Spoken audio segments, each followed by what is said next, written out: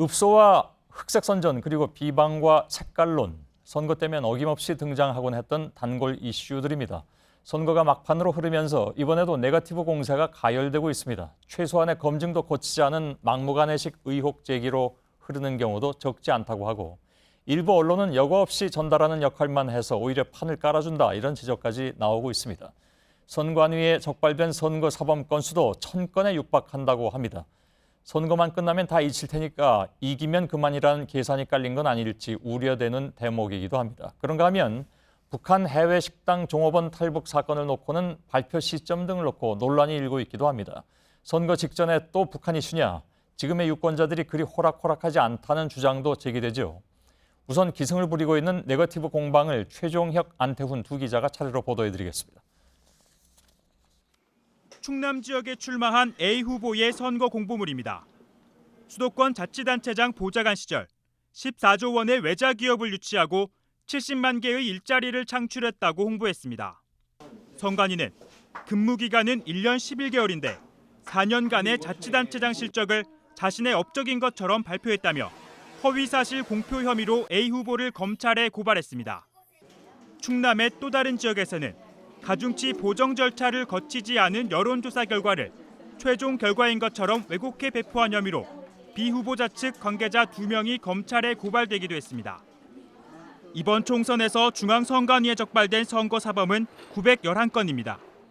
기부행위 169건, 인쇄물 관련 162건, 허위사실 공표 141건, 여론조사 관련 84건 순입니다.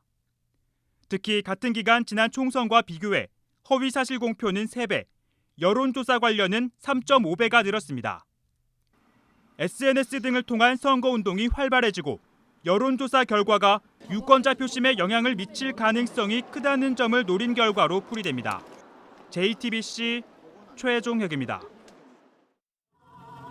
여야 후보 간 공방도 가열되고 있습니다. 대구 수성갑의 더민주 김부겸 후보 측은 새누리당 김문수 후보 측이 사전투표 기간에 유권자들에게 교통 편의를 제공했다며 선관위에 조사를 의뢰했습니다.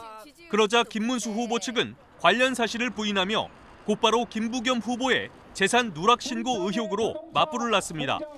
김부겸 후보 측이 고의 누락이 아니라고 반박하면서 공방은 가열되고 있습니다. 대구 동갑에 무소속으로 출마한 류성걸 후보는 새누리당 정종섭 후보 측이 자신의 이름을 도용해 허위 사실을 담은 문자 메시지를 조직적으로 발송했다며 검찰에 수사를 의뢰했습니다. 정 후보 측은 운동원의 실수라고 해명했지만 양측의 신경전은 가라앉지 않고 있습니다. 호남에선 야당 간 폭로전이 중앙당으로 확대된 모습이 나타났습니다. 전남 고흥 보성, 장흥 강진에 출마한 국민의당 황주홍 후보의 비서를 지낸 김모 씨가 황 후보의 정치자금 편법 지출 의혹을 주장하자 더민주 김성수 대변인은 사실이라면 갑질 중에 갑질 행태로 충격적이다라고 거들었습니다. 이에 황 후보는 더민주가 지역 판세 분석에서 열세로 나타나자 중앙당까지 나서 흑색 선전을 벌이고 있다고 받아쳤습니다. 전남 나주 화순의 더민주 신정훈 후보와 국민의당 송금주 후보는 서로 폭행을 당했다고 주장하며 공방을 벌이고 있습니다. JTBC 안태훈입니다.